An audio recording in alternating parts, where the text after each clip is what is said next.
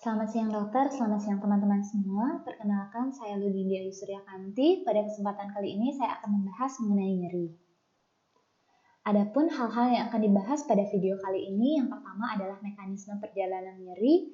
Kemudian kita akan membahas mengenai instrumen penilaian nyeri, baik kerugian maupun keuntungannya. Kemudian kita juga akan membahas mengenai nyeri somatik, nyeri visceral, dan juga nyeri alih. Selanjutnya kita akan membahas mengenai penanganan nyeri akut, sedang, dan berat sesuai dengan WHO Step Ladder. Untuk mekanisme nyeri, sebelum kita membahas mengenai mekanisme nyeri, kita harus mengetahui terlebih dahulu apa sih itu nyeri. Nyeri merupakan suatu pengalaman sensoris atau emosional yang tidak menyenangkan yang berhubungan dengan adanya kerusakan jaringan. Ada dua hal. Yang pertama, adanya perasaan yang diakibatkan oleh adanya kerusakan jaringan yang nyata atau yang biasa kita sebut dengan nyeri akut. Kemudian ada juga perasaan yang disebabkan oleh tanpa adanya kerusakan jaringan yang nyata atau pain without nociception yang biasanya kita sebut dengan nyeri kronis. Nah, nyeri ini merupakan suatu mekanisme pertahanan tubuh atau defense mechanism. Apabila seseorang merasakan nyeri, maka seseorang tersebut akan cenderung untuk menghindari hal-hal yang membuat nyeri, sehingga menghindari terjadinya kerusakan jaringan lebih lanjut. Nah, bagaimana sih kita bisa merasakan nyeri? Kita bisa merasakan nyeri karena adanya sel saraf yang menginisiasi sensasi nyeri yang biasa kita sebut dengan sel nociceptor. Nah, apabila ada stimulus, bisa berupa rangsangan mekanik, kemudian termal, dan juga rangsangan kimia, itu akan mengaktifasi sel imun untuk mengeluarkan zat-zat kimia seperti bradikinin, kemudian serotonin, kemudian juga prostaglandin dan histamin serta zat-zat kimia lainnya yang akan menstimulasi nociceptor. Itu merupakan suatu tahap transduksi. Kemudian sel-sel nociceptor ini akan membawa impuls menuju medula spinalis, yaitu pada bagian dorsal hornu atau hornu dorsalis. Ini merupakan tahap transmisi. Nah, ada dua tipe dari nociceptor. Yang pertama adalah serabut saraf A delta. Ini merupakan suatu serabut saraf yang termielinisasi, biasanya membawa rangsangan nyeri berupa nyeri tajam. Kemudian ada juga serabut saraf C. Ini merupakan serabut saraf kecil yang tidak termielinisasi. Biasanya dia membawa sensasi seperti sensasi throbbing atau berdenyut dan juga nyeri seperti terbakar. Kemudian pada hornu dorsalis ini akan terjadi modulasi atau tahap inhibisi atau amplifier yang terjadi untuk menghambat dari nyeri tersebut. Ini biasanya terjadi akibat adanya analgesik endogen seperti endorfin, kemudian noradrenalin, dan juga serotonin. Selanjutnya pada hornu dorsalis ini juga akan ada second order neuron yang akan membawa suatu impuls ini ke otak. Nah, second order neuron ini akan menyeberang menuju traktus spinothalamikus, kemudian membawa impuls ke talamus dan korteks. Hasil akhirnya akan ada terjadi persepsi atau suatu kesadaran akan pengalaman nyeri. Nah, untuk menilai nyeri ada beberapa instrumen yang bisa digunakan. Yang pertama adalah VAS atau Visual Analog Scale. Kemudian bisa juga digunakan NRS atau Numerical Rating Scale. Kemudian kita juga bisa menggunakan Wong-Baker Face Pain Rating Scale dan McGill Pain Questionnaire atau MPQ serta Pain Diary. Untuk Visual Analog Scale atau VAS ini merupakan instrumen nyeri yang sering digunakan. Biasanya ini merupakan skala linier yang memvisualisasikan tingkat nyeri yang dirasakan pasien. Visualisasinya berupa rentang garis sepanjang 10 cm atau 100 mm. Dari 0 mm itu merupakan tidak sakit sampai dengan 10 atau 100 mm itu merupakan sakit yang sangat berat yang bisa dirasakan pasien. Nah, pada instrumen ini pasien diminta untuk menandai seberapa nyeri yang dirasakan oleh pasien. Kemudian kita mengukur menggunakan penggaris. Untuk interpretasinya biasanya 0 sampai 5 mm itu tidak ada rasa sakit. Kemudian 5 sampai dengan 44 mm itu merupakan nyeri ringan. Kemudian 45 sampai dengan 74 mm itu merupakan nyeri sedang. Dan selanjutnya 75 sampai 100 mm itu merupakan nyeri parah. Keuntungan dari instrumen ini adalah sensitivitasnya tinggi, kemudian dapat diaplikasikan di seluruh jenis populasi, dan juga mudah dinilai dan dianalisa. Namun kerugiannya adalah memerlukan penglihatan yang baik, serta biasanya sulit dilakukan atau sulit diaplikasikan pada pasien anak-anak dan juga orang dalam gangguan jiwa. Kemudian selanjutnya ada NRS atau Numerical Rating Scale. Ini merupakan suatu ukuran subjektif di mana individu menilai nyeri mereka pada skala numerik 11 poin dari 0 sampai dengan 10. Nah, interpretasinya adalah 0 itu pasien tidak merasakan sakit, kemudian 1 sampai 3 pasien merasakan nyeri ringan, kemudian 4 sampai 6 pasien merasakan nyeri sedang, dan 7 sampai 9 pasien merasakan nyeri berat, hingga 10 adalah pasien merasakan nyeri yang terberat yang bisa dibayangkan, misalnya seperti mau pingsan. Pasien diminta untuk menandai seberapa sih nyeri yang dirasakan oleh pasien. Nah, untuk keuntungan dari instrumen ini adalah konsistensi dalam menilai nyeri, kemudian mudah untuk menilai episode nyeri lampau, kemudian juga dapat digunakan pada pasien anak-anak. Untuk kerugiannya adalah sulit dalam menilai nyeri akut, serta interpretasinya biasanya berbeda-beda pada individu. Selanjutnya ada Wong-Baker Face Pain Rating Scale. Ini merupakan suatu instrumen nyeri yang digunakan dengan cara mendeteksi skala nyeri dengan metode melihat ekspresi wajah yang sudah dikelompokkan ke dalam beberapa tingkatan rasa nyeri.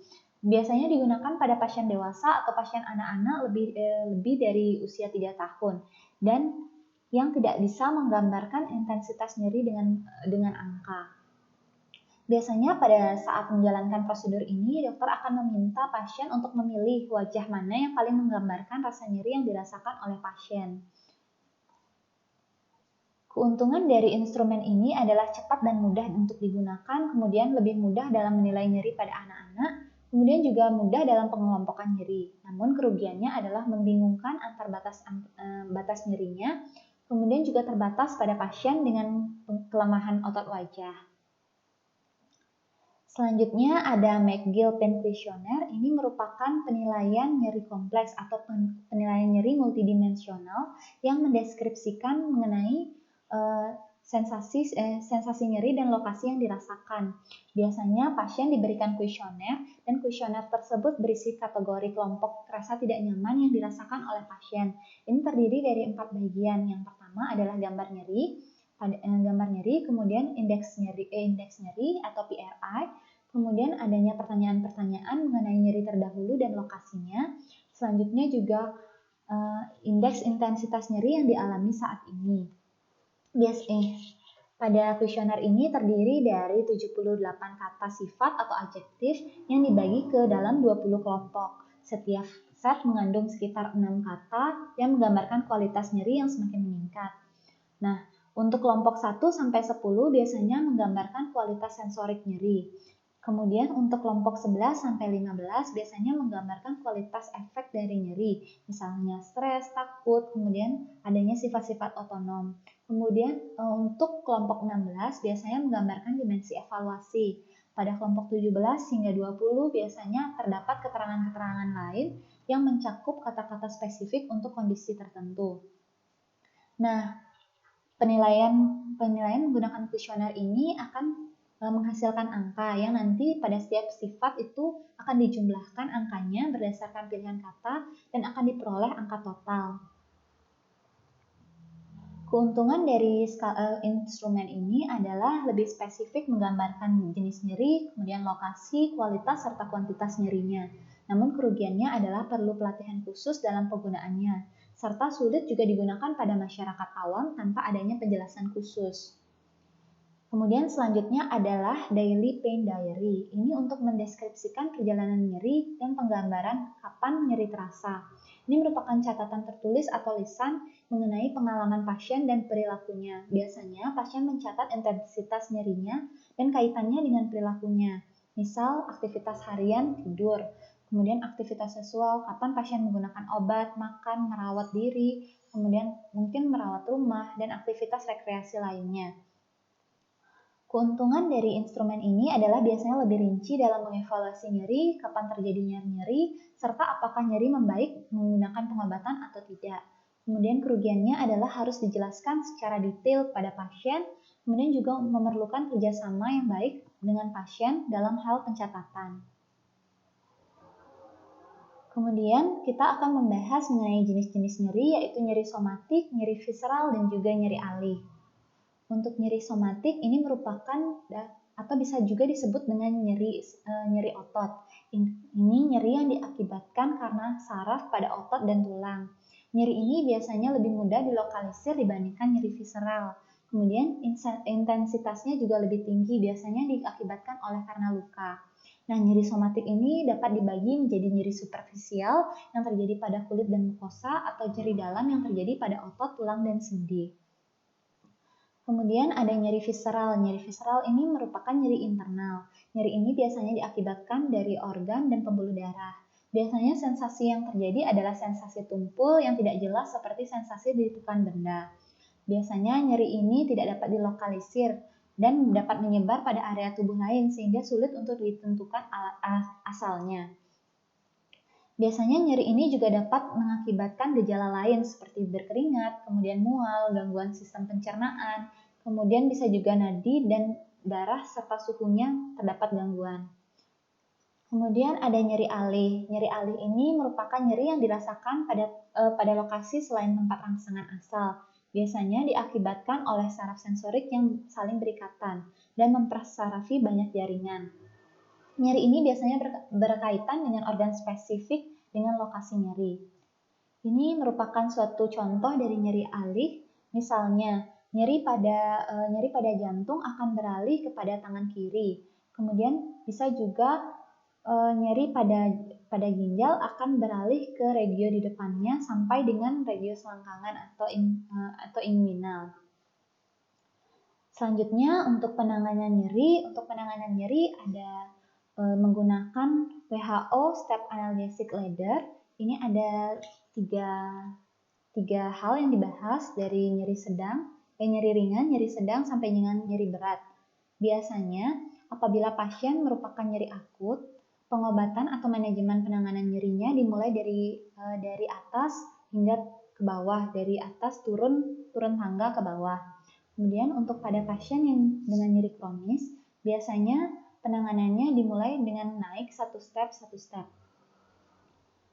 Nah, untuk penanganan nyeri ini biasanya pada pasien kita nilai apakah pasien memiliki nyeri ringan, sedang, atau berat. Apabila nyeri ringan, pasien bisa diberikan NSAID atau obat-obatan seperti paracetamol, kemudian bisa juga aspirin atau ibuprofen dengan atau tanpa adjuvan. Nah, apa sih adjuvan ini? Adjuvan merupakan suatu terapi tambahan yang dapat diberikan berdasarkan kondisi klinis pasien yang dapat membantu meningkatkan efek analgesik non-opioid maupun opioid.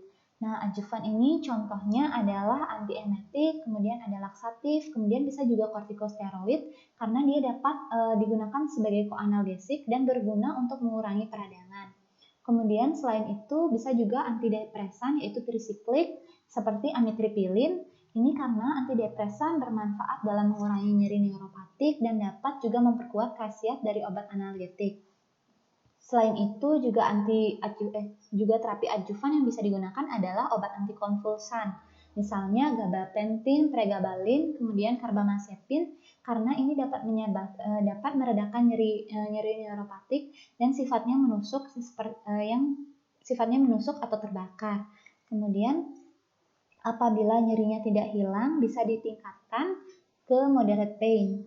Untuk moderate pain itu biasanya skalanya 4 sampai 6. Kita bisa tambahkan opioid yang lemah, misalnya kodein atau juga oksikodon. Apabila nyerinya tetap ada, meskipun sudah diberikan kodein atau oksikodon dengan total daily dose, kita bisa naik ke step berikutnya atau step 3. Kita bisa ganti dengan oral opioid atau yang opioid yang kuat, seperti morfin. Kemudian apabila mau membaca lebih lanjut bisa dibaca di referensi berikut ini. Sekian presentasi dari sekian pembahasan dari materi nyeri. Terima kasih.